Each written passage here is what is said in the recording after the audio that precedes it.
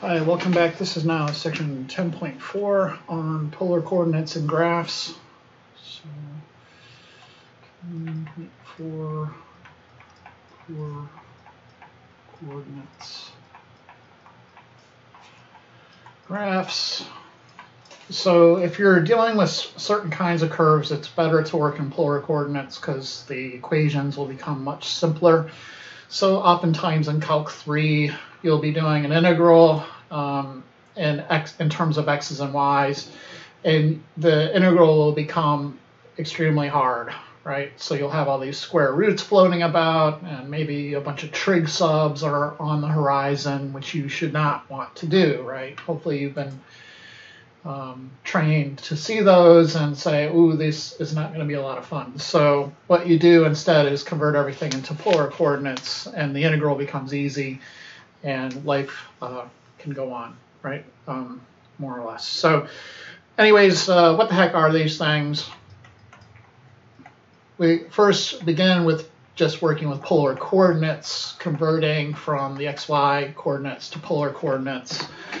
Unfortunately, polar coordinates don't have the uniqueness that the rectangular coordinates have. When we plot these things, we usually superimpose them on the xy plane. Okay, so you could kind of think, okay, it's polar coordinates, but it's still, we're in the xy plane. But anyways, we're going to give you first, instead of the kind of boxy graph paper, if you ever buy graph paper, it's a bunch of boxes. Now the graph paper looks more like a target with some angle lines separating everything. So like the unit circle, when you go around it, you have, here's pi over 4, and then this is pi over 2, which is really 2 pi over 4, and then 3 pi over 4, 4 pi over 4, which is just pi, and then 5 pi over 4, 6 pi over 4, which of course is 3 pi over 2, 7 pi over 4, and then this would also be 2 pi, and then 4 pi, 6 pi, whatever. So if you go in this direction, we're going to presume that's a positive angle. And then if you went the other direction, this way, we would say that's a negative angle. So the 7 pi over 4 is also negative pi over 4. And that's what I was talking about, the non-uniqueness of this situation. Okay. In addition to these angle lines, what we're going to have are these circle lines, which kind of work as distances on the angles. Okay. So instead of having tick marks on your axes, you basically have these circles, and the graph paper in the polar coordinate case then looks kind of like that. Right? I have no good way of explaining what, maybe like a spider web, I guess would be the best way. You can add more angle lines in as you wish. So maybe you could put in a pi over 6 right here. And then this would be 2 pi over 6, which we all know and love as pi over 3. So it's a lot of trig stuff. Usually you're taught this kind of stuff in trig, but we kind of reteach it here in Calc 2, just in case your trig teacher was overwhelmed that semester for whatever reason. So 1 pi over 3, 2 pi over 3 here, and then 3 pi over 3 is just pi. But then, there's 5 pi over 6, which is right before 6 pi over 6, which is right here. And of course, you could extend those lines to the opposite quadrant and kind of get an angle on the other side. So this would be 5, 6, 7 pi over 6, anyways. And then this would be 2, 3, 4 pi over 3, 5 pi over 3. And then this is one before, 12 pi over 12, 24 pi over 6. Really? No. 12 pi over 6. One before 12 pi over 6, which would be 11 pi over 6. There we go. Brain fart. Okay. Right. So there's our polar graph paper. Again, it's on the XY plane. You're going to think of it as being kind of standardized on the XY plane, where this middle point is the origin. But let's go through and plot some points. Okay. So The ordered pairs, when you're dealing with polar coordinates, there's an R is your first position, and then theta is your second position. Okay. R is the distance you move on those blue circles. So each circle you think of as one tick mark. So and then the theta is the amount of angular movement that you do around the circle. Okay. So that's kind of like the unit circle movement that you learned in trig. But anyways, point A, so I'm going to rotate over to pi over 2. So you can think of you're rotating around to pi over 2. And then you're counting out 1, 2 on those circles. So you see the first blue circle and then the second blue circle. Let's see if I can get this. Sorry, for some reason I don't think it shows the cursor whenever I do my video. I just cannot figure out how to get the stupid Camtasia to do that. And every time I fool around with it, I forget. You know, I go to, I guess it's my problem, but how annoying. And I don't feel like going on the web and watching somebody's 3-hour video just so I can pick out one piece of information. Anyways, hopefully that's clear. Let me erase this thing. That point I put there in yellow, that is going to be A. Okay, that point is A. So it looks like it is basically at position 0, 2 in the XY plane. It would be equivalent to that. We'll learn how to do the conversion back and forth in the next section. I just want to get some of these guys plotted. Okay, so let's try another one. So we'll say point B located at 1, 5 pi over 4. Okay, so it's kind of weird. I do the rotation first, even though it's second in the ordered pair. I am going to do the rotation first. So 5 pi over 4, that's 1 pi over 4, 2 pi over 4, 3 pi over 4, 4 pi over 4, 5 pi over 4. So it's on that line. And we want to be, eventually, we want to acknowledge that you can go forward on that line or you can go backward on the line. So you can end up over there on this side if your R value is negative. Okay, so that's kind of an issue sometimes. But in this case, we're going up 1.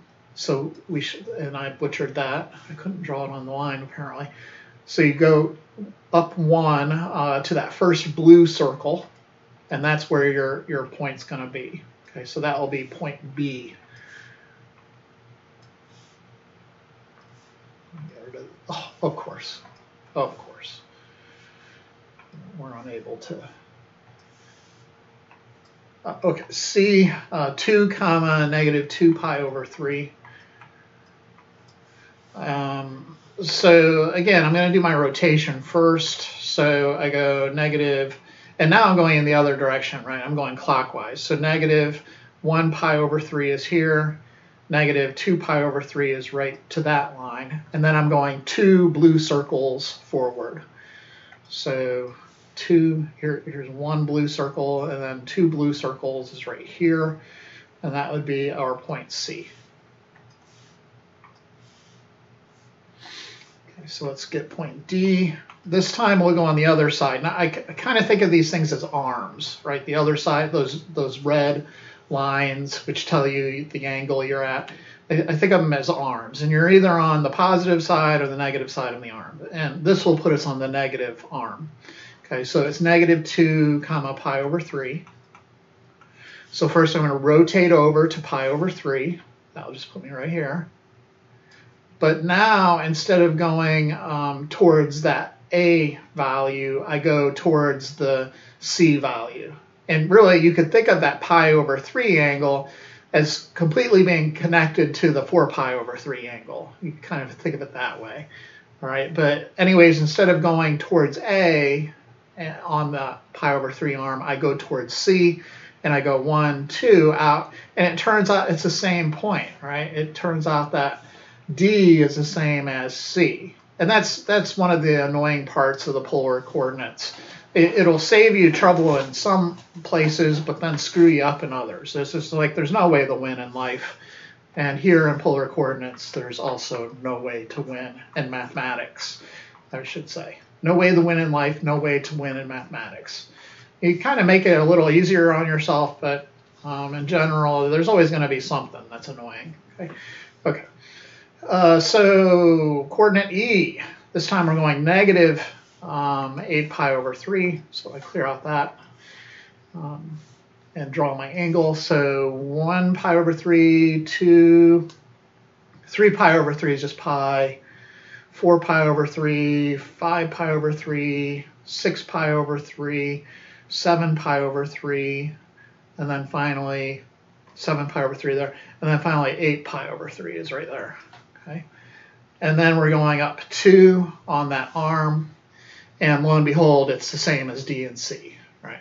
So it's the same point. You go up 1, 2, and now we see, all right, that's also point E. Great. So again, just kind of, acknowledge that there's not this niceness of, there's no uniqueness here, and in fact, you could say, when given the angle r theta, you could get the same point just by rotating around by 180 degrees, or you can basically just 360 degrees if you want. Another way to pull off this non-uniqueness issue would be to change the r value to a negative r and then rotate the angle 90 degrees. Okay, so it would be theta plus some n pi. Or does it need to be 2n plus 1 pi? So you get 2n plus 1 pi would be a little better, because you don't want to end up just rotating back to rotating another 2 pi and just getting back to where you are. And then the negative thing would screw it all up. So it's 2n plus 1 pi.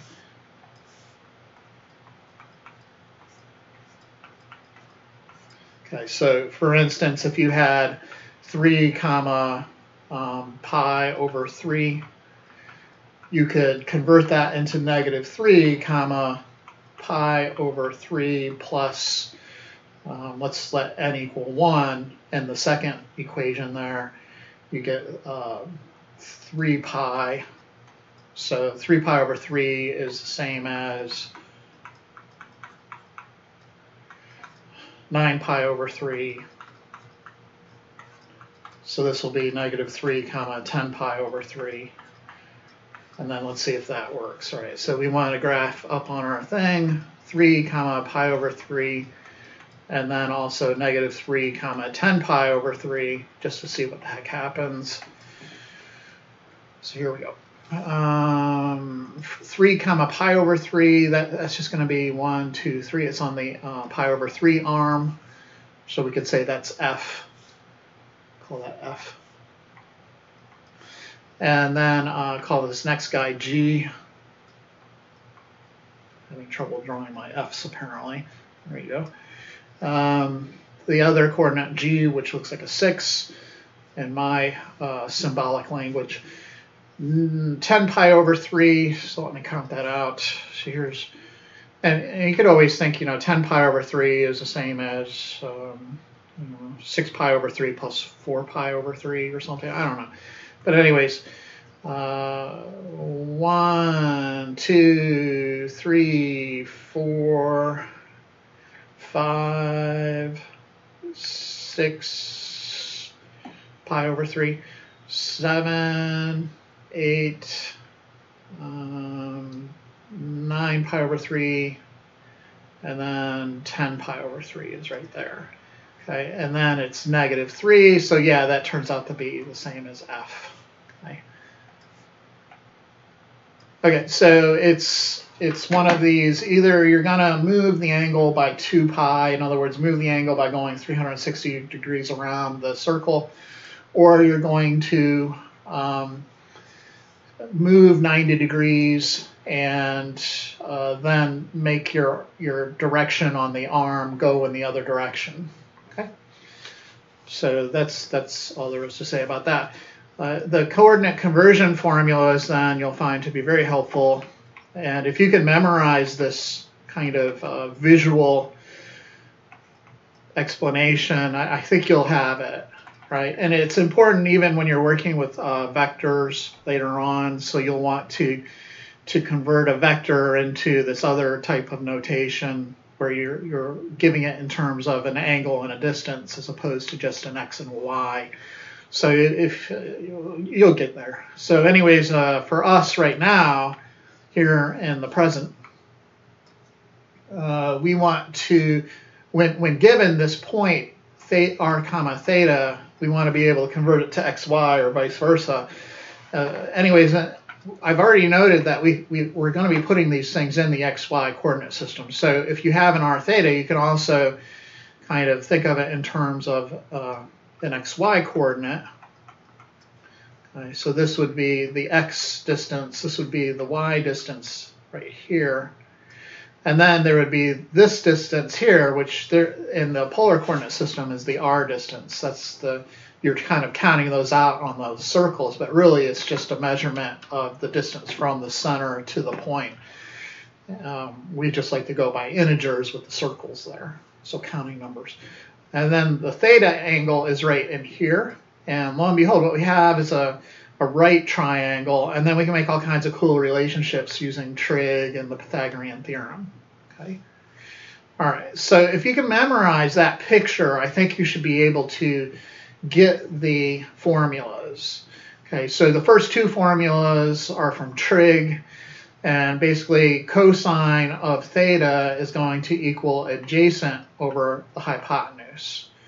So what we want is kind of to go from, for coordinate conversion, we want to go from r comma theta into x comma y's or vice versa, right? So we want to go one way or the other.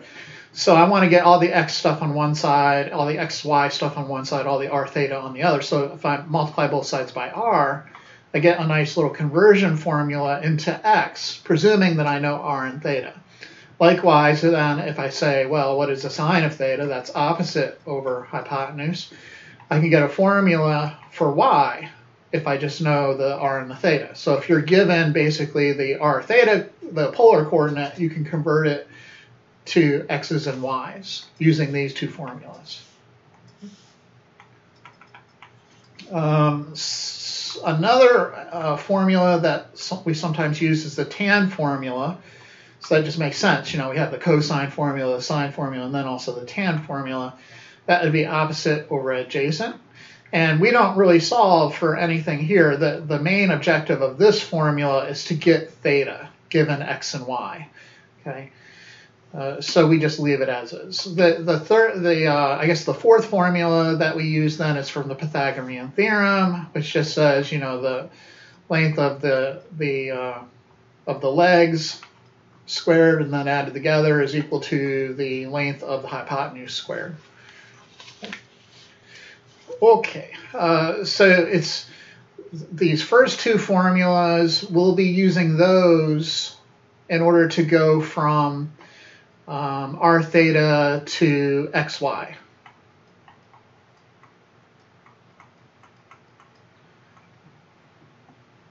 Okay, these other formulas here then are used for going from xy to r theta.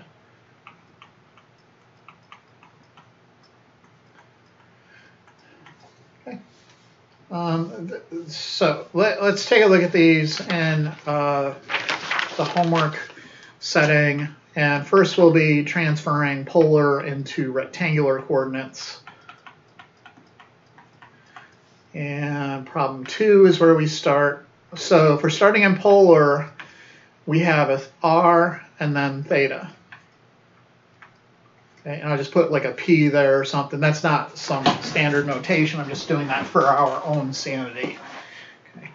Okay, so what I'm going to do first is just draw the thing, kind of find out where the heck it is, which quadrant does it live in.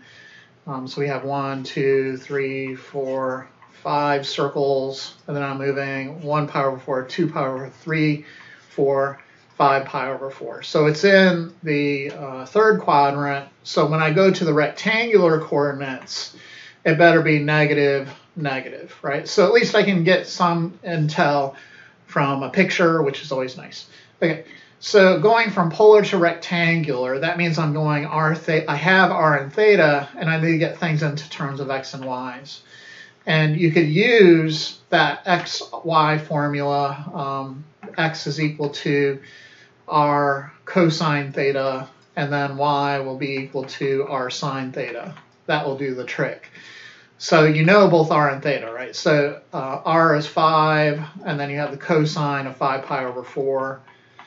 5 pi over 4 is in the third quadrant, so cosine is negative, and the reference angle is pi over 4. So cosine of pi over 4, root 2 over 2, but we're in the third quadrant. So it's going to be negative root 2 over 2. So we got negative 5 root 2 over 2. You should be able to do these in your head without a calculator. That would be that's going to be my Christmas wish this year to Santa Claus, that all my students can calculate these without a calculator. 5, and then sine is also, the sine of pi over 4 is root 2 over 2, and then if you're in the third quadrant, that would be negative root 2 over 2 for sine, and then negative 5 root 2 over 2. So in the rectangular coordinate system, it's 5 root 2 over 2, comma, negative 5 root 2 over 2. They're both negative. Okay, great. Right, so, those are usually pretty easy. It's just plug and chug. The harder ones are going from rectangular to polar. And it turns out in real life you won't be doing this very much. What we really need in order to do our work in Calc 3 is the ability to convert from the equations themselves. Okay, so you'll be like taking a rectangular equation like y equals 3x plus 1 and converting it into some sort of polar equation like r equals cosecant of theta. That will be where the money is. But this is still important. You should, it's kind of like you don't want to embarrass yourself sort of thing. That you should be able to handle this. So anyways, find two sets of polar coordinates. So the problem with these is because the polar coordinates are not unique, there's always infinite solutions to these problems. So what they're going to do is force you to only find two sets of polar coordinates in a certain range. So they'll say, find two sets of polar coordinates in the range from 0 to 2 pi. Okay, so here we go. This question says 9, 0 and rectangular, and they want you to convert that into polar. Okay, so there are workarounds. For in this case, you can literally just plot the thing and figure it out. So it would be, let's go by threes, 1, 2, 3, 4, 5, 6, 7, 8, 9.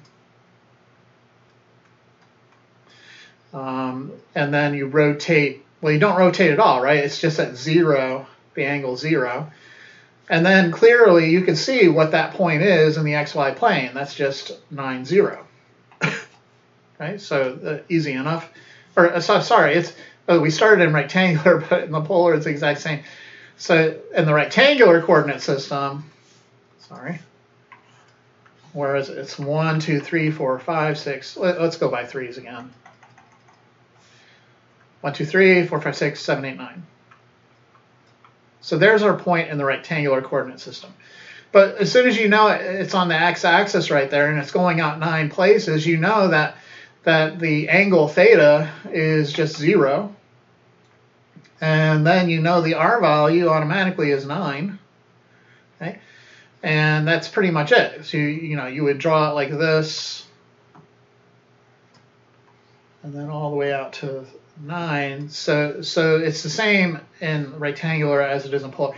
You need two sets, unfortunately. So one way to pull that off would be to do the old, let's change the r value negative and make theta increase by 90 degrees.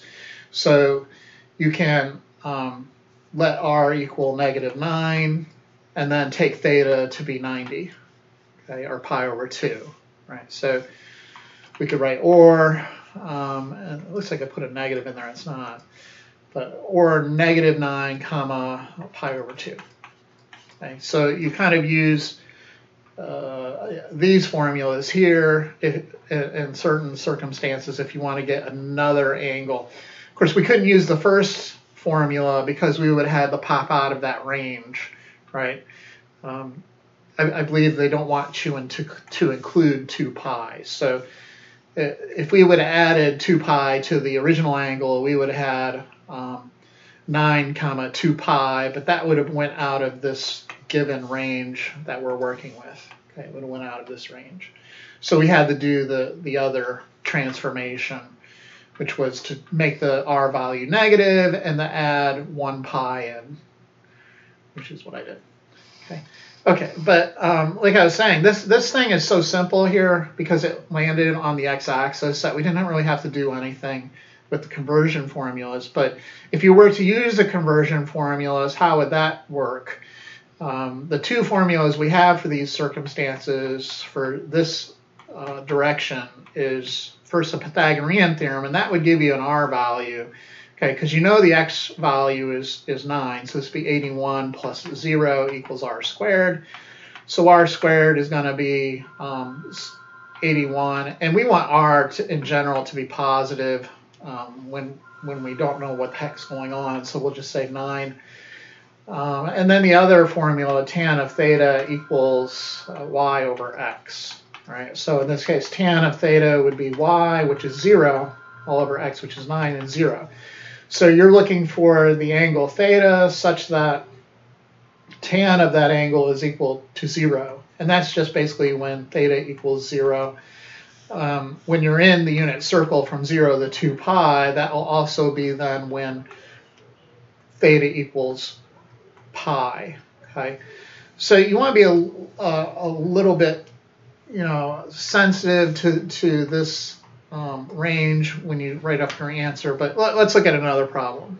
Okay. This number 4 is a little bit more complicated because it's not exactly on an axis. So you're not going to be able to kind of look at the graph and figure out your answer. It'll be transferring this rectangular coordinate into polar.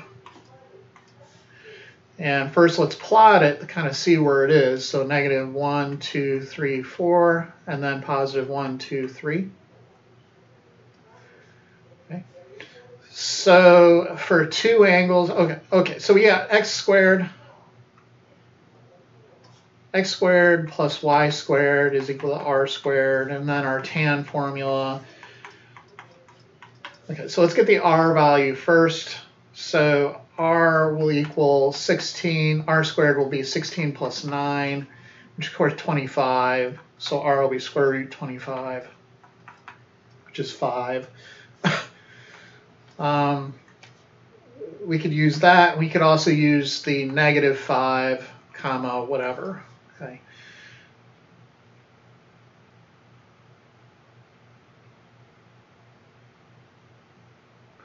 Okay.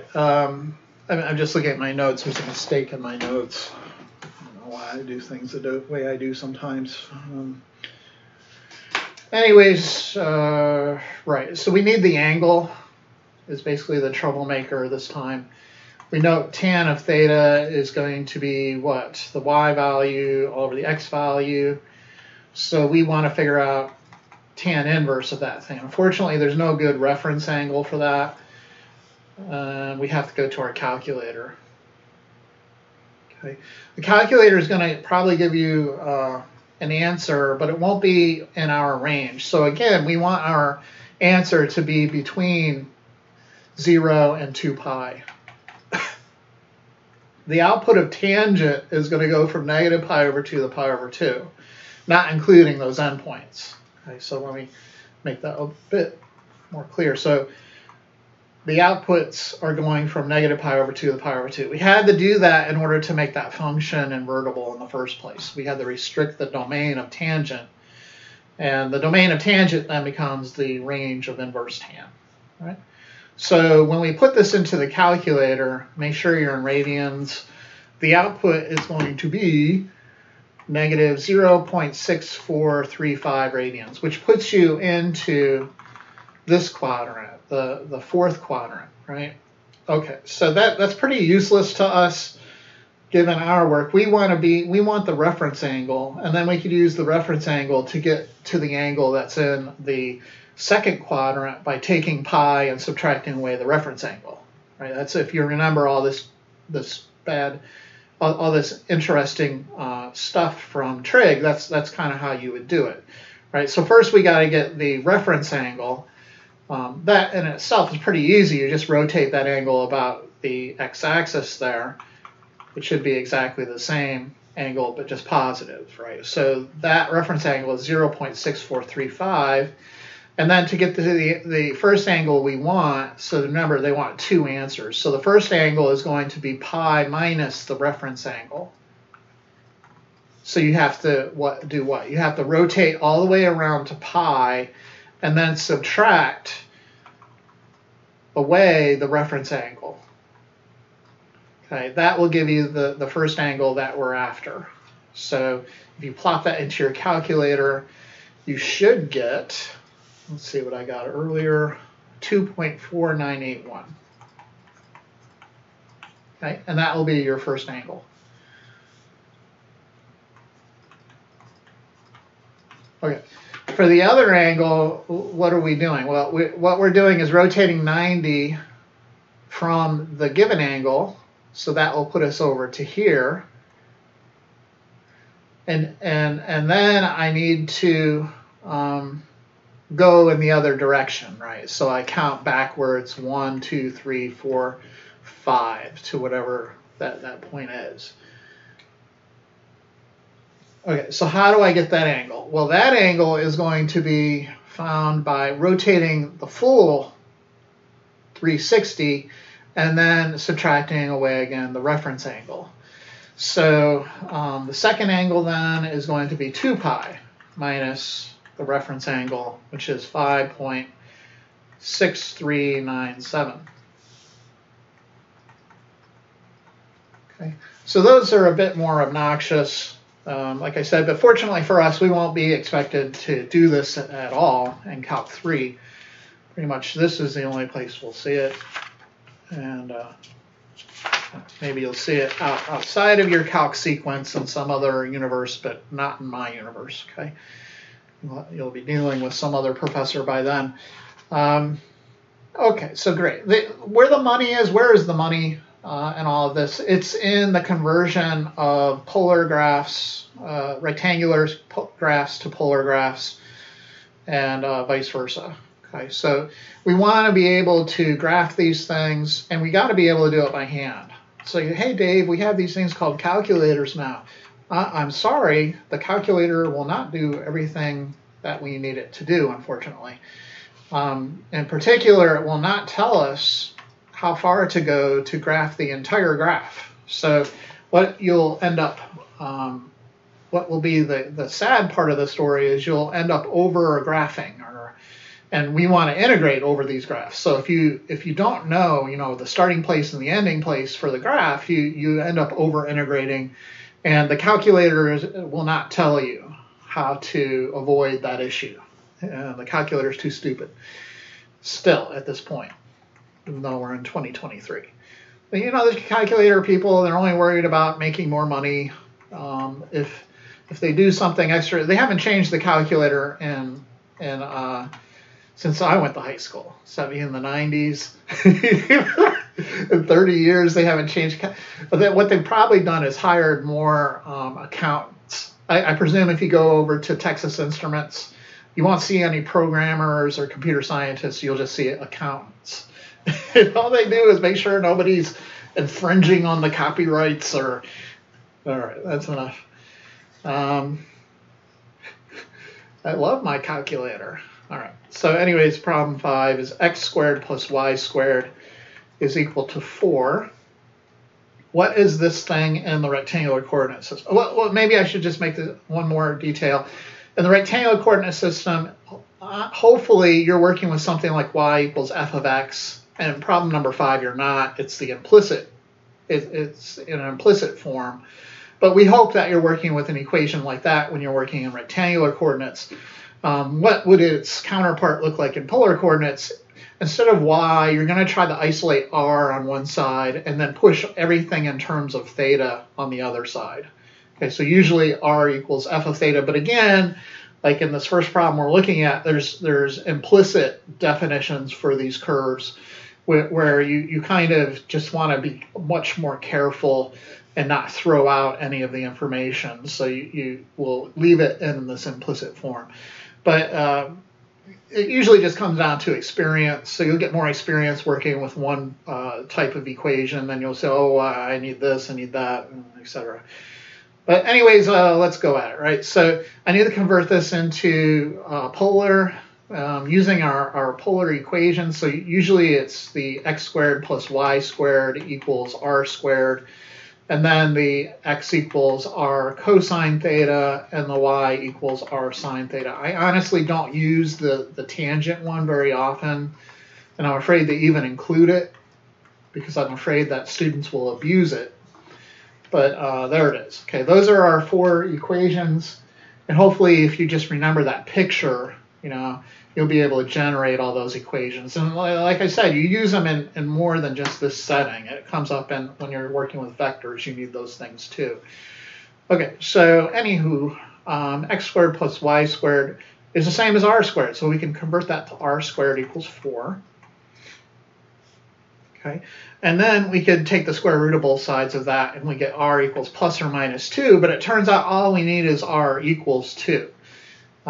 If you included r equals minus 2, it would be redundant for reasons that I'll kind of show you here in a bit. Okay, but anyways, r equals 2. What's happening when you kind of draw it out is theta can be any value, and then the r value will always be at 2. Okay, so it's kind of like you have this arm that goes out to 2.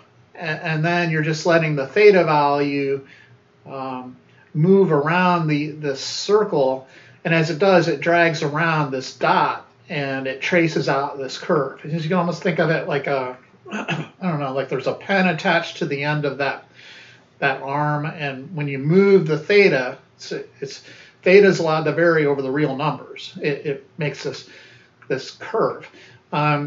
You've seen kind of a similar thing in the xy coordinate system. If you have the equation x equals 5, that means x is always 5 and y is allowed to vary over the real numbers, right? So y could be 4, it could be 0, it could be 1. And if you went to plot that 1, 2, 3, 4, 5, there's 5, 0, 5, 1, 2, 3, 4 is up here, 5, 1 is down here. X is equal to 5 while y varies over the real numbers. So in the xy plane, you would get a straight line, but over here in the r theta plane, it's actually a circle.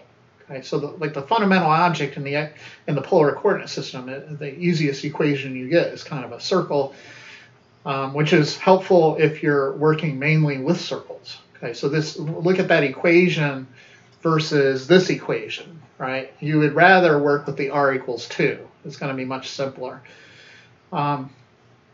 Maybe I can kind of talk about what happens when r is equal to -2. So if you're worried about, well, the r squared, if I took the square root on both sides, it's going to be r equals plus or minus root 4. Yeah, that's true. But what I'm saying is it's redundant, because if you were, okay, let's take our angle theta and kind of just put it out here and say that it's going out to 2. To go -2, you just go in the other direction, right? So instead of going out here, you're going backwards to here. And again, you're letting theta, the theta value is just going to vary over the real numbers. So the only difference now is that the r values are kind of tracing out the circle on the other side, right? So you get the same picture. It's just it's been traced out a little bit differerly. And that's why we don't include this r equals -2. I mean, technically you could. It wouldn't be wrong. But I don't think WebEx would like it, or WebAssign isn't going to like it. I'm not going to be impressed. Yeah. Okay, so that's one of the idiocies of working with these formulas, and especially when I was a student, I would look in the back of the book at the answers, and I would see, well, where's the negatives? I was the guy that was, well, the r is equal to the plus or minus. Where's the minus? You know, now that's not going to be the case here. All right, we have to simplify stuff. So let's look at another one. Okay, so we have x squared plus y squared equals 4px. Or actually the way they wrote it was minus 4px, where p is just a constant. Okay? All right, so what the heck even is this thing? Well, first you got to complete the square. It's x squared, and then we have minus 4px, and then plus blank plus y squared equals blank, right? So the b value is negative 4p. We want to cut that by 2 and then square it. So you're going to end up with 4p squared. And if you add it on one side, you have to add it to the other side. That's why I left a blank there. And then we can factor. And we see it's the equation of a circle with radius 2p. Okay, I want to graph this thing. So on the x-axis, rather than putting 1, 2, 3, 4, I'm going to put p values. P, 2p, 3p, 4p.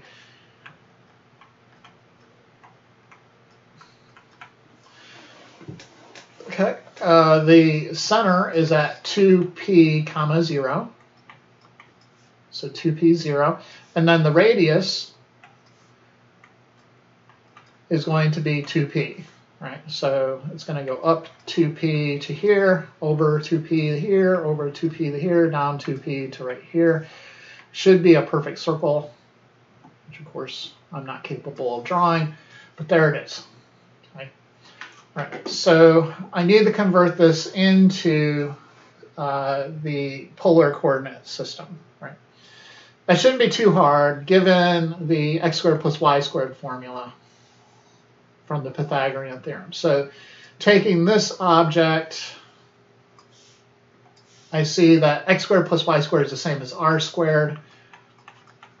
Then to get rid of the x is equal to r cosine theta. Right? I can factor out an r. So maybe we don't want to do that. Well, yeah, let's factor out the r. So I get r minus 4p cosine theta. And then what happens here? Well, it's, you set, if the product of two things is equal to 0, then either one is equal to 0 or the other dude is equal to 0, or they're both equal to 0. So the first equation, r equals 0. The second equation, r equals 4p cosine theta. Okay. It turns out that the answer is just this part right here. Why? It's because that part right there includes r equals 0. What the heck is r equals 0? That's when you have a length of 0. Or sorry, the length of 0. So you don't move anywhere on those circles. You don't count anything out on those circles. And then the theta value doesn't matter. If theta was pi over 2 and r was 0, it'd still be that origin point. So they call it a pole in polar coordinates. The origin is the pole. Okay. But anyways, that point is actually in this information, right? What happens when theta is equal to 0? Or rather, when theta is equal to pi over 2. Well, when theta is equal to pi over 2, cosine will equal 0, so what you get is r equals 0. So that piece of information is incorporated in that boxed equation.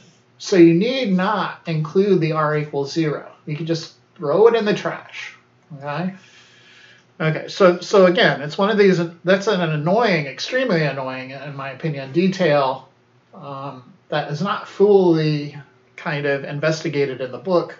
It's just kind of, hey, let's leave them to their own devices. Maybe they'll figure it out. Maybe not. You gotta love education. But let's look at number 7.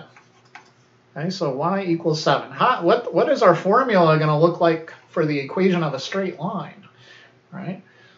We know that the kind of counterpart, the r equals 2, is basically just a circle.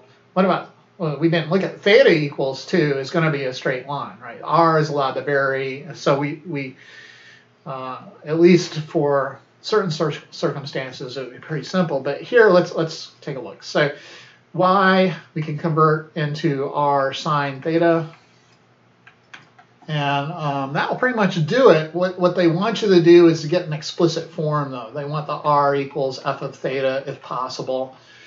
So you're going to have to, again, commit a mathematical sin by dividing both sides by sine of theta, even though that could equal 0, right? But at the end of the day, they want you to simplify that, and you get 7 cosecant theta, right? Which is what they want for their answer. And you know, there are clearly issues for certain theta values, but don't overthink it. It's kind of, it is what it is until you get into it. So y squared is equal to 9x for number 8. So again, just do substitutions from our conversion formulas. So y is r sine theta, squaring it would be r squared sine squared theta. And then 9x, so x is r cosine theta. And believe it or not, we're just going to damn the torpedoes and start dividing all over the place by things. So divide both sides by r, you get r sine squared theta equals 9 cosine theta. Divide both sides by cosine theta, and you get r sine squared theta times, well, actually, you want to divide the other way, right? We want to get r equals something, preferably. So if I divide by sine squared, it's going to be 9 cosine theta. What the heck is 1 over sine? That's going to be cosecant, so cosecant squared theta. And that should do the trick, okay? And I'm looking at my notes. It looks like I made another mistake in my notes. But, there are other ways to write this if you wish. You could write it as 9, 1 over sine squared. So you can kind of put the one factor of sine with cosine like this, and then put the other factor of sine by itself.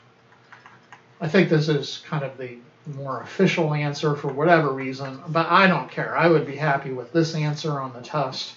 Anyways, it would be 9 cotan theta cosecant theta. I guess they probably like that answer better because it looks like the derivative of cosecant, but who knows.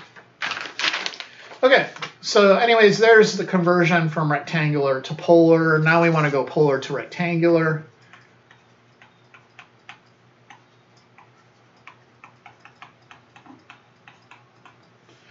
And we have problem 10.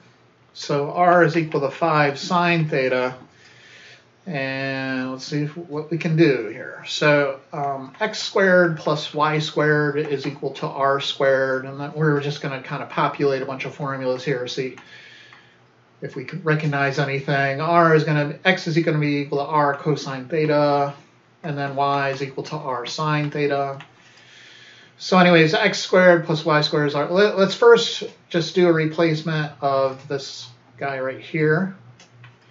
So we'll get rid of the r from this equation and have x, y's, but then we have a theta, right? So that's kind of a bummer, but there it is. Sine squared theta is basically, it seems like it's a y type expression because it has that sine theta.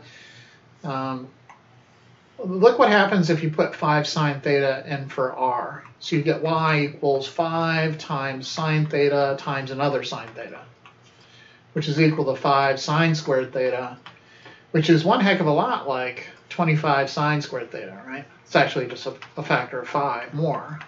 So you'd have 5 times 5 sine squared theta. And what I'm saying is 5 sine squared theta is just y.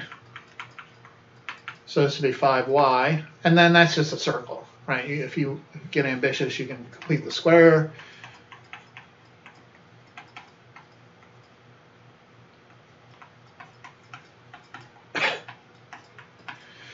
and then factor.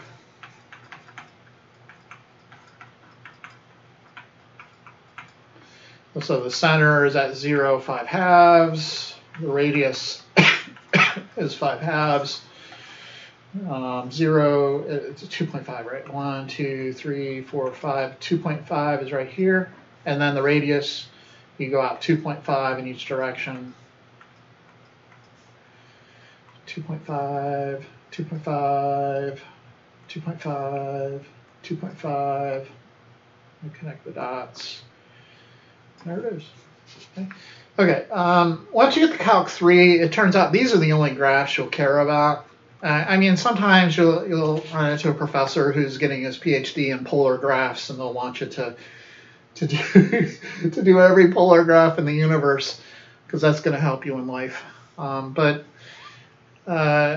you know, it really will, at least in my experience, boil down to two types. Well, three types, but it's really just two types. The first type is that most generic type, which is just going to be r equals some value. You can always think of it like a radius value, right? So r equals maybe a. And that will give you this circle centered at the origin. Right, there's your formulas. The other two types are these kind of tumor types. You know, it's kind of growing off of the origin onto the x-axis or onto the y-axis, and those will be r equals. How does that work? Two times basically this a value. In this case, it would be cosine of theta, and then the other one, r equals, you know, sine theta, 2a sine theta. Okay, so let's see if we can get the formulas for those real quick. I would have to go. So x squared plus y squared equals 4a squared cosine squared theta. And then I note that x is equal to r cosine theta. So that would be 2a cosine squared theta. So this would be x squared plus y squared equals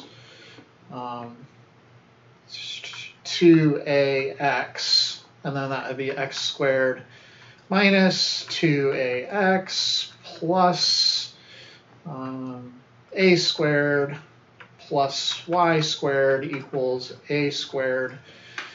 And then you would have x minus a squared plus y squared equals a squared. All right, let's make sure that's right.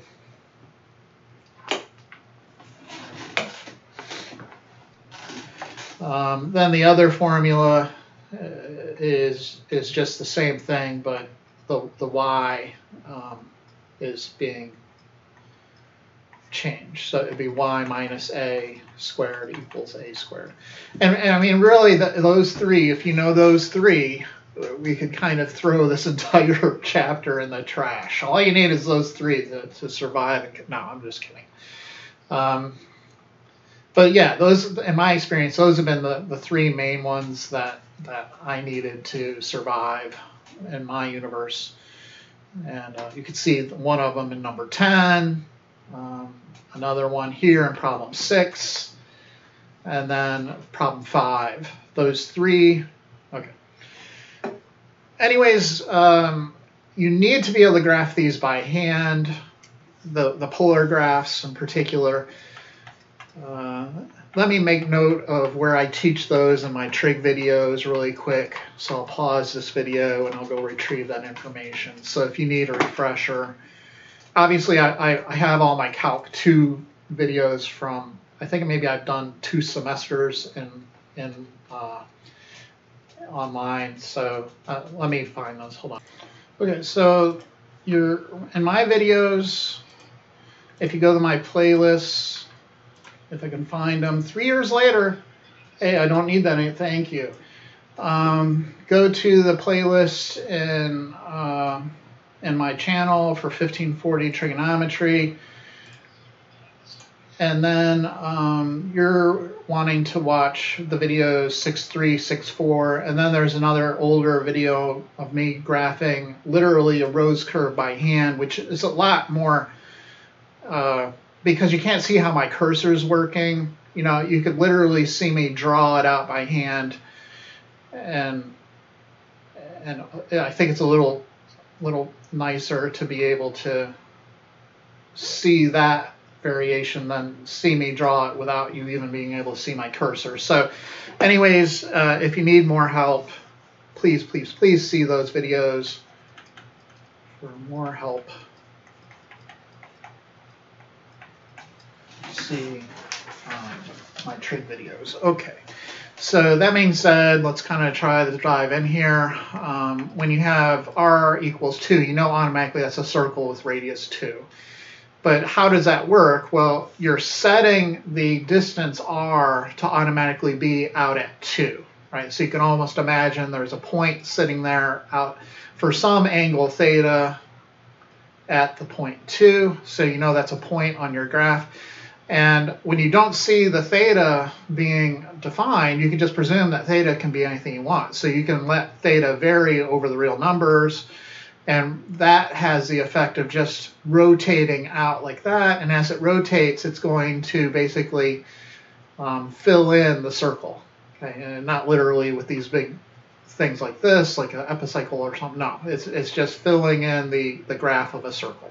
Okay, that's all that is. So r equals 2 is a circle with radius 2. One thing to note is that you can graph the entire thing out going from 0 to 2 pi, right? So if you started at theta equals 0 right here, and then let theta rotate from 0 to 2 pi, it'll trace out the circle. You know, it's going to trace out the whole circle.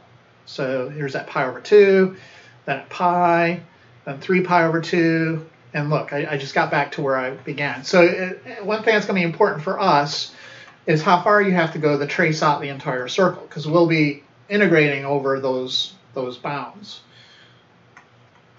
So trace the entire picture going from 0 to 2 pi. Okay. Other kind of things that are interesting, but we don't really spend a lot of time with, we can have spirals. Okay. So let's get some circles here. So, you know, you can think of these, let's go out by threes, 3, 6, 9, 10. And then for the angles, rather than thinking in terms of radians, we'll think in terms of radians, but instead of thinking like pi over 2, think of pi as like the number 3. Okay, so this would be like 1.5 radians. This would be 3.14 radians. And then, you know, so down here, that would be 3 pi over 2 radians, right? But we're going to use 3, just cheat and put 3 in for pi, like an engineer would. Okay, so 9 halves, which is 4.5 radians. And then this will be 6 radians. And then we're back up top. So 6, it seems like we're moving by pi over 2 radians each time. So 1.5 radians. This would be like 7.5. And then this would be 7, 8, 9. Okay. And then hopefully that'll be enough. We'll just push out one more, 9, 10.5 radians about. Okay, so we begin at 0, the angle theta equals 0. And if you need to, you could do a little table of r's and thetas, and then just draw dots and connect the dots if you want. So theta is equal to 0, r will be 0. When theta is pi over 2, r will equal 3 times that, right? So we're going at 9 pi over 2, so 4.5. Then when theta is equal to pi, it's going to be, I guess, around nine values. Not the distance value is 9. The r value is 9. Then 3 pi over 2. We're saying that's 4.5. So times by 3, like 12ish. We'll put 13. So I'm just approximating all these. Okay. So at 0, it's 0. And then at pi over 2, it's going to go to 4.5. So 3, 4.5 in here. Maybe we need an intermediate value to kind of get a bit better picture. So pi over 4. So pi over 4 is like 3/4. And then times 3 would be 9/4. So 9/4 is like 2.5-ish.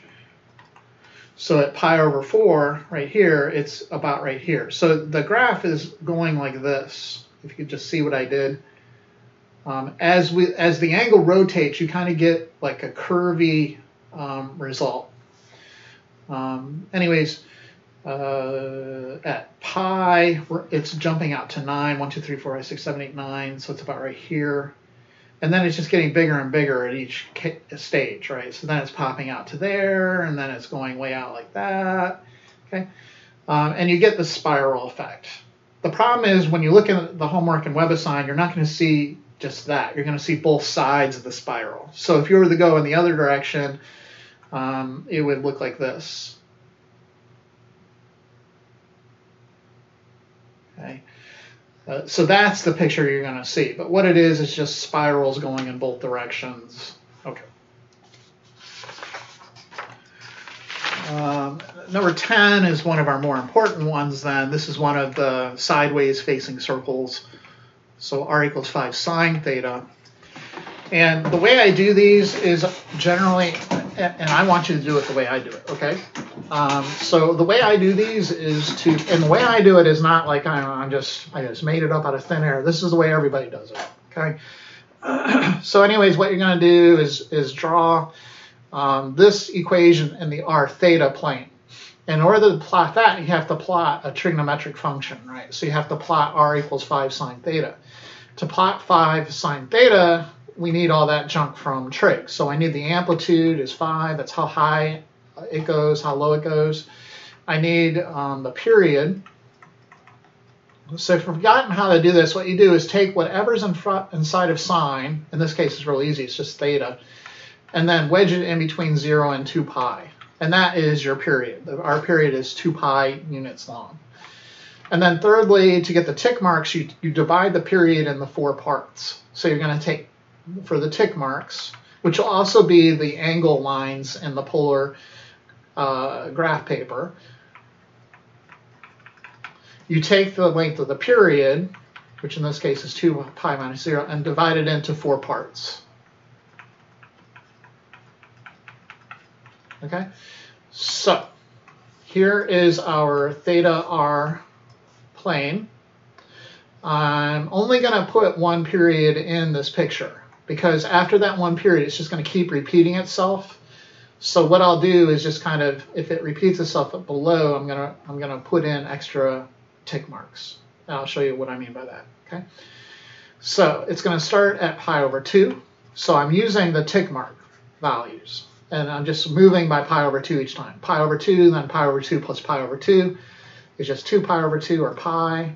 And then plus another pi over 2 is 3 pi over 2. And then 4 pi over 2, which is 2 pi. And then if I repeat, down here it'll be 5 pi over 2, 6 pi over 2, 7 pi over 2, 8 pi over 2. And it'll just do the same thing as what it's doing above. So I can kind of remind myself, because every once in a while you need more of the curve in order to graph it in the polar coordinate system. Okay, so in the r values, I need to go up to 5, down to 5. And the sine curve starts at 0 and does this. Okay, it looks like this. Okay, great. Once you have that done, and you could also do a t-table. If you'd rather just do it like a t-table, you have your r's and thetas. And it's kind of weird because we have to do the thetas. So this would be like 0, then pi over 2, and then 3 pi over 2, I guess, no, sorry, 2 pi over 2, which is pi, 3 pi over 2, and then 4 pi over 2, which is 2 pi. If you don't like the graphing method, you literally do a table.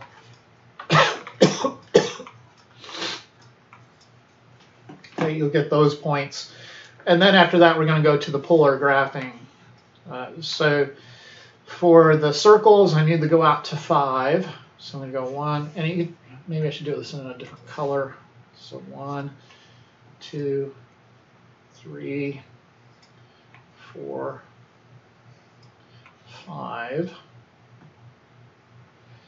And then I need these angles. The tick marks basically are going to give me the angles. If you want to put in extra angles, by all means, go ahead.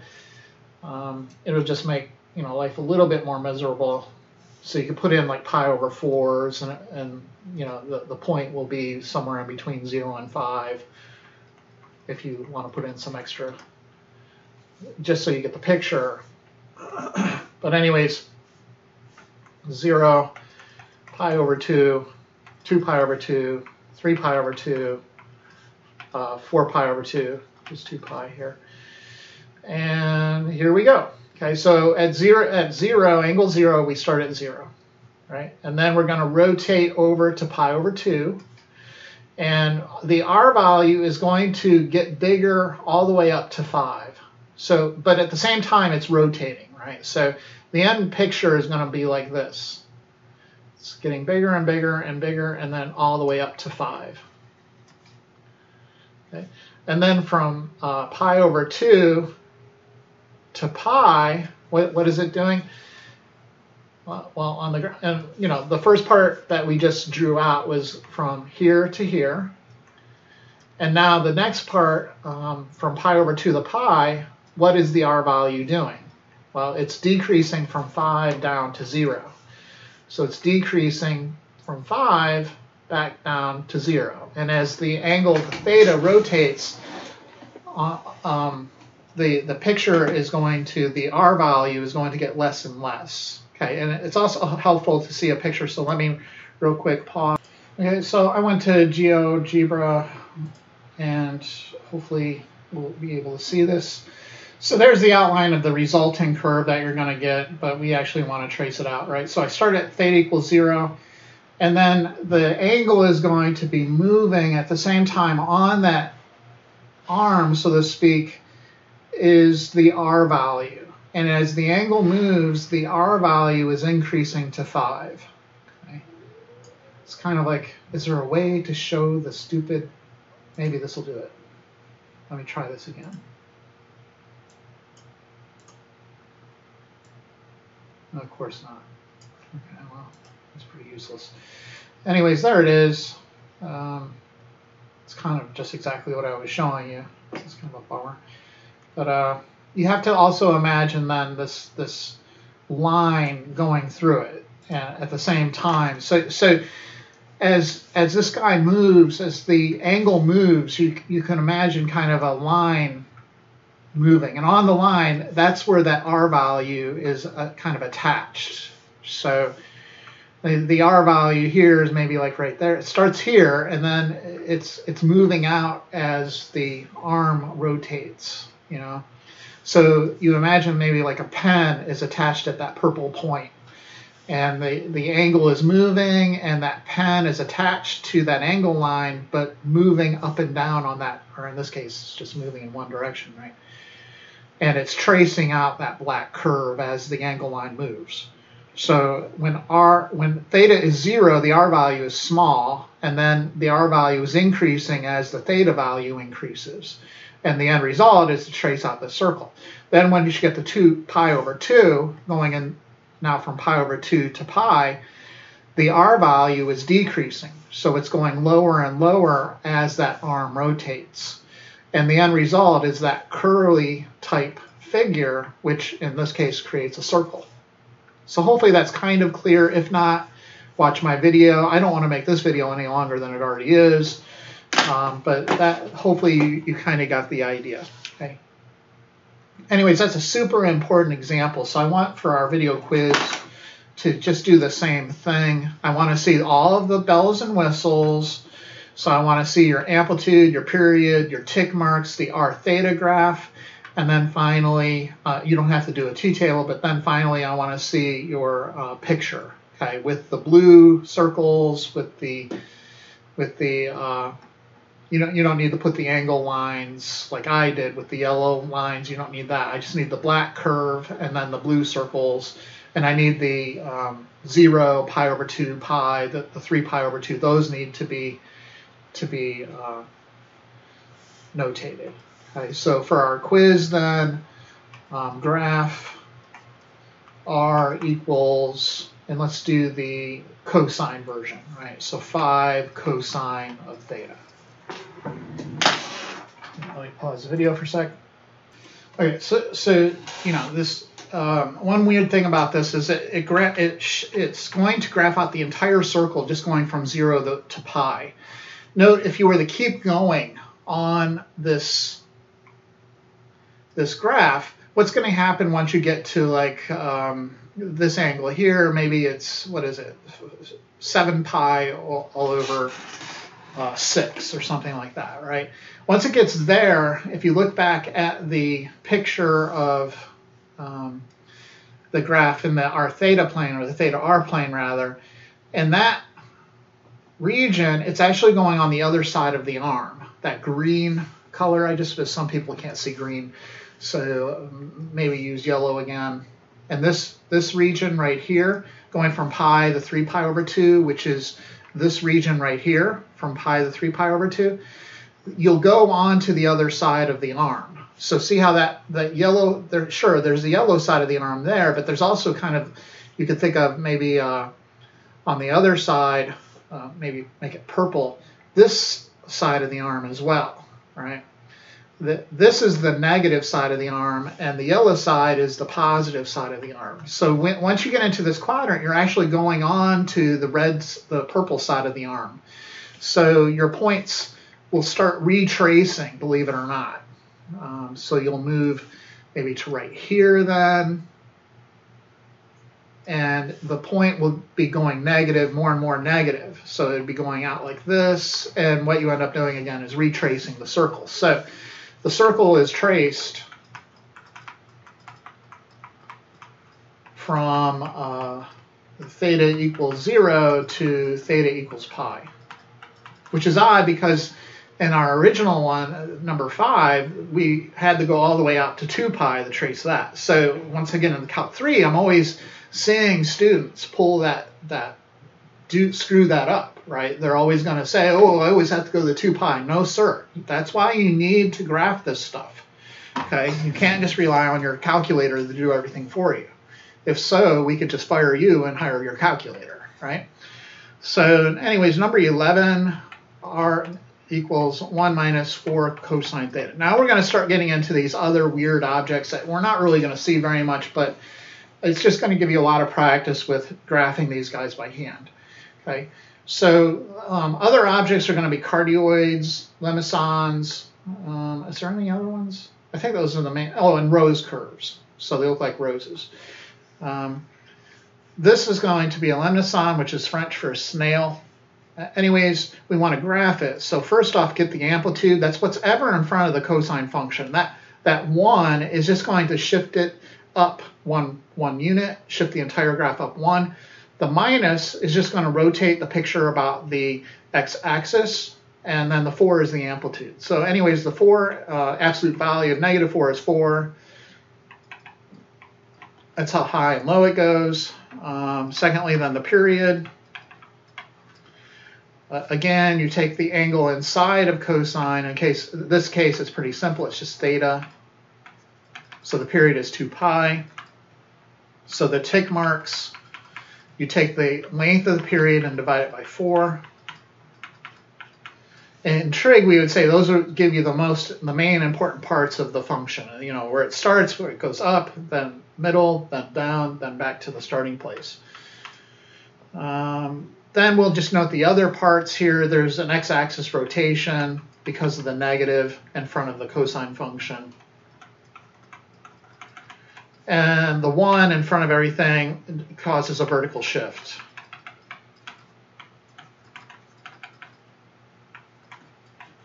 Okay, so I'll go ahead and graph it. I am more likely going to graph than to do the tables. So, you know, the original picture, 1, 2, 3, 4, 1, 2, 3, 4, cosine looks like handlebars of a motorcycle. Let me get the tick marks, 2, 3, 4 by pi over 2s.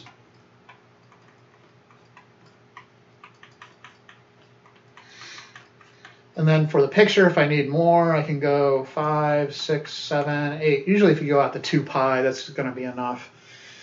And then, so the original picture looks like this. Okay, then we have the x-axis rotation, which is going to turn it into this. And then if we shift up by 1, that's just going to move that entire graph up 1 place, and kind of the new center is going to be at 1. It's kind of like a new axis, and it should look like this.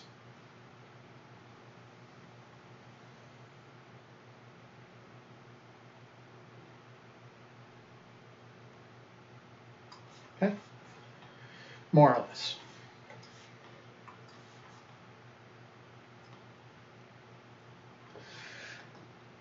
Okay, now we're going to go to our XY plane. So the first picture is actually in the theta r plane.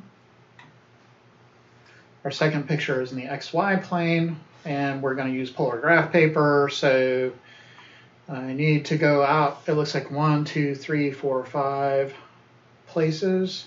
So 1, 2, 3, 4, 5.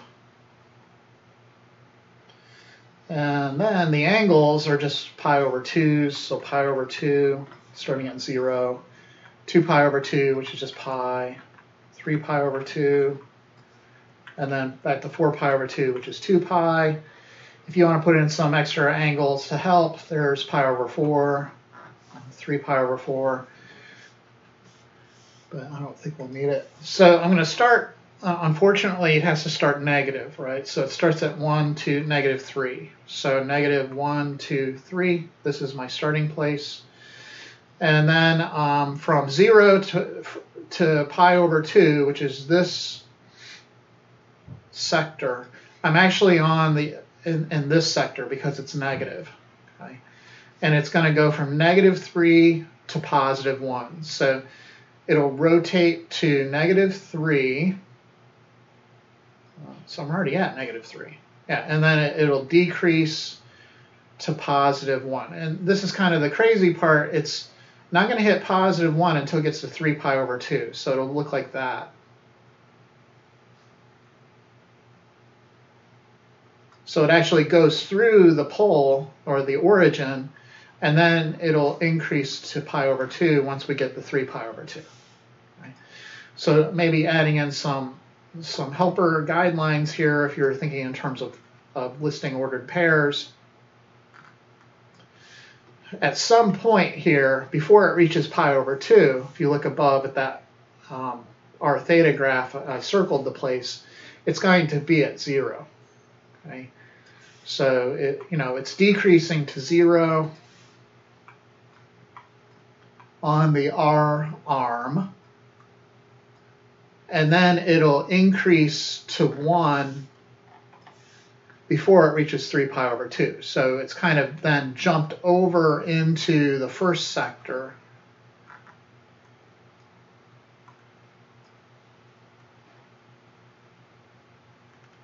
See there? So it's here, and then it finally gets to pi over 2 when it's at 3 pi over 2. Okay, so you get this yellow curve going through the origin, which we call the pole.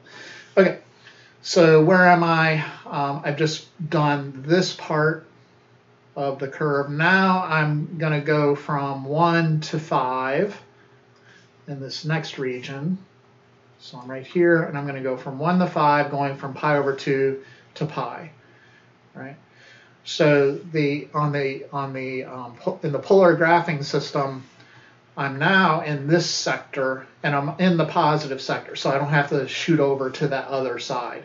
So I'm going to go from 1 to 5, 1 all the way out to 5. And then from pi to 3 pi over 2, I'm going to die down from 5 to 1. Okay, so it's going to go from 5 all the way down to 1. Right here.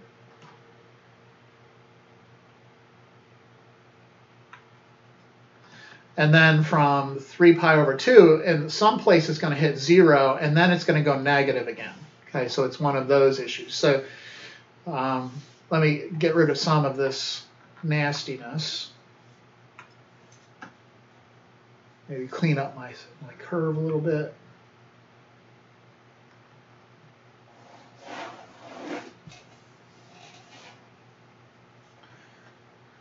So from 3 pi over 2, let me get rid of these. From 3 pi over 2 all the way, there's going to be some place where it crosses and goes negative again. Okay, so originally it's at 1, and then it's going to hit the pole at some place in this region right here, in this sector.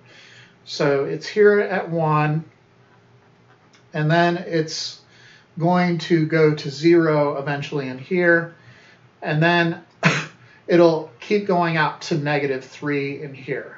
And that's actually completing the picture. It's hard to tell because it's so busy, and I have tons of colors in there, and I have to skip certain colors because I have colorblind students. But I mean, there it is. All right, like it or not, that's the thing. And it's supposed to look like a snail from head on. Okay, it kind of looks like that. So there's the snail head in here, but it's sitting sideways. Okay.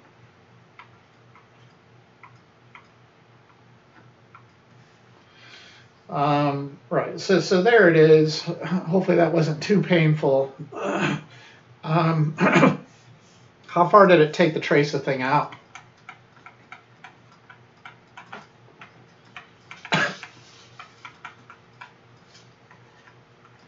Zero to 2 pi. Okay. Just let's do one more graph, and then we'll include some calculus. So here's number 16. R equals 4 cosine of 3 theta. So first, amplitude is 4. Second, the period. You take this 3 theta thing and wedge it in between 0 and 2 pi. And this, we haven't really seen this case. It's going to be a rose petal, but we divide everything by 3 in order to get the actual length of the period. So the length of the period in this case is 2 pi over 3. And then for our tick marks, we take that length and divide by 4, which is the same as multiplying by the reciprocal of 4, which is 1/4. And I'll get pi over 6 for the tick marks. Okay. So it's going to go by pi over 6s.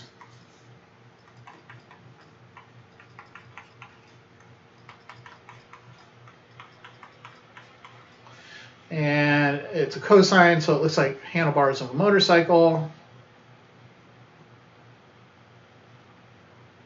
Like that.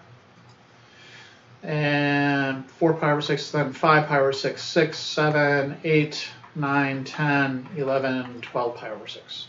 Okay. Okay, so let's go to the xy plane and see if we can pull this off. Hopefully we'll do a better job than what we did in the last problem. So I need like 4 circles. I'll do these in red.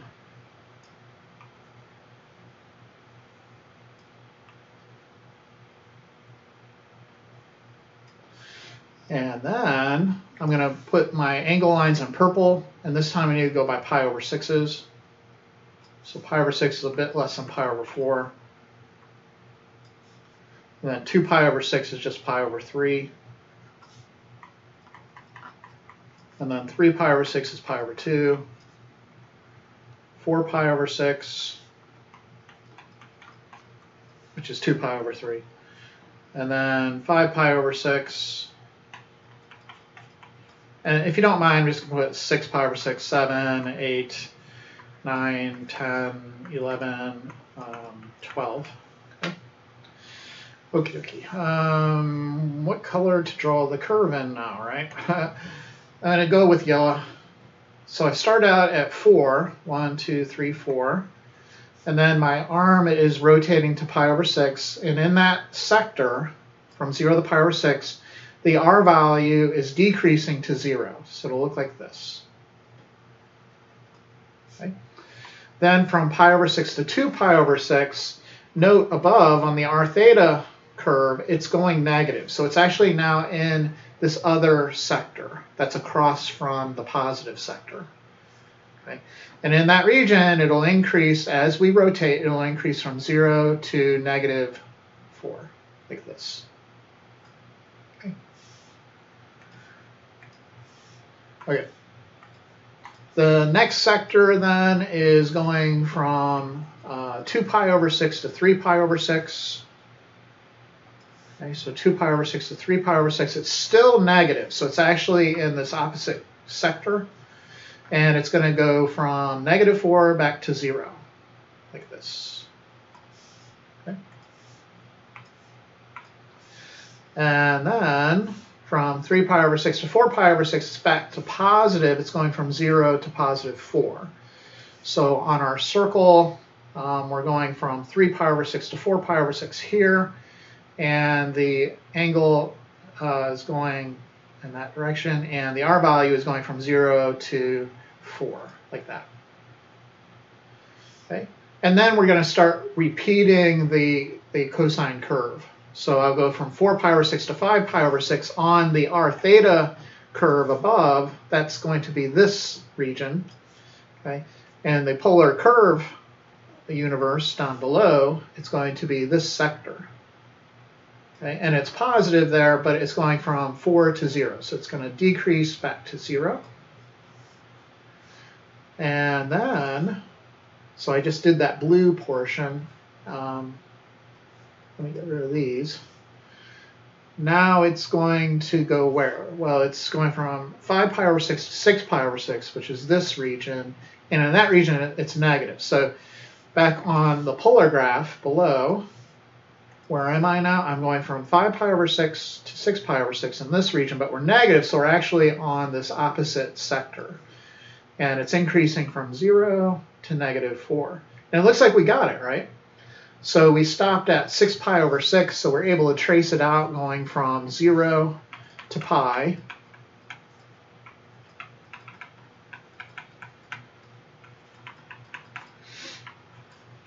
And the book will ask, or sorry, the WebAssign is going to ask for the tangent lines at the poles.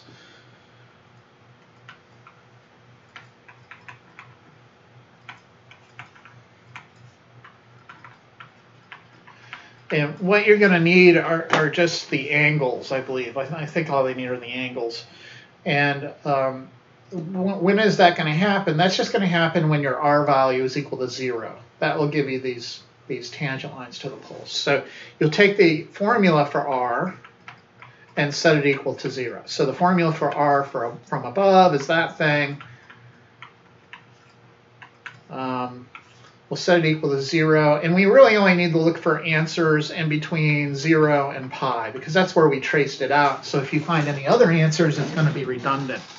Okay, it's that overdoing it that becomes a big issue in this whole chapter. Right. So anyway, solving this thing, I'm looking for all angles 3 theta, such that the output, when I put it in the cosine, the input of this, when I put it in the cosine, will be 0. Right? So that happens when theta is equal to pi over 2, or any extra 90 degrees from there. So pi n. Dividing by 3, I get pi over 6 is plus pi n over 3 to to make my life easier, I like to find a common denominator between those two. And then just start inputting n values where I want to have all my answers in the range from 0 to pi. So plugging in n equals 0, I get pi over 6. N equals 1, I get 3 pi over 6, which is the same as pi over 2. And then plugging in n equals 2, I get 5 pi over 6. Plugging in n equals 3, I get 7 pi over 6, but that's too big. I went out of my range. Okay? So that should be the answer for that. Okay, great stuff. Hopefully we learned something. If you hadn't seen polar curves before, there you go. But anyways, polar derivatives. Finally, now connecting with calculus. How does that work? Well, it's basically just the same as a parametric derivative. You're going to get your x and y formulas. They will both be in terms of theta.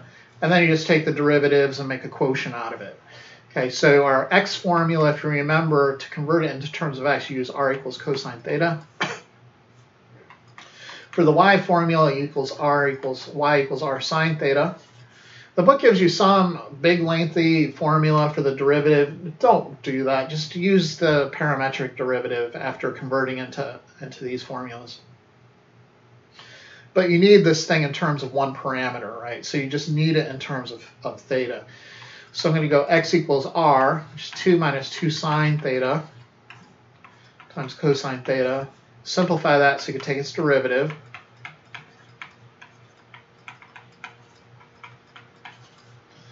Likewise over here.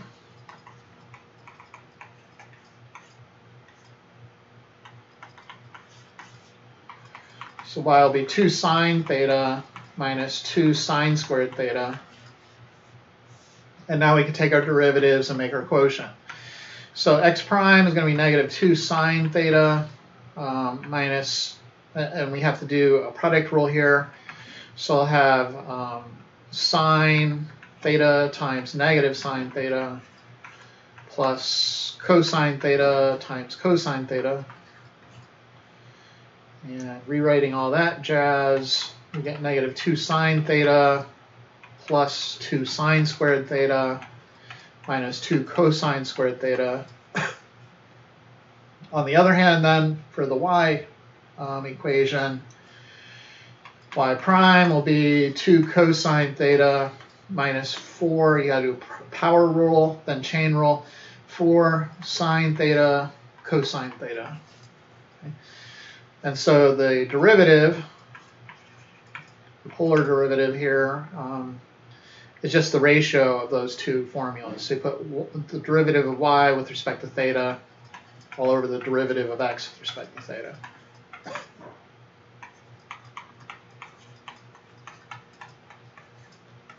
There's no nice way to write it. I don't think it simplifies at all. Probably some foreign kind of formulas that I've not remembered from trig that I could use to simplify that, but there it is. They also want you to figure out what is the derivative at 2, 0. And please note, this is in terms of r's and thetas.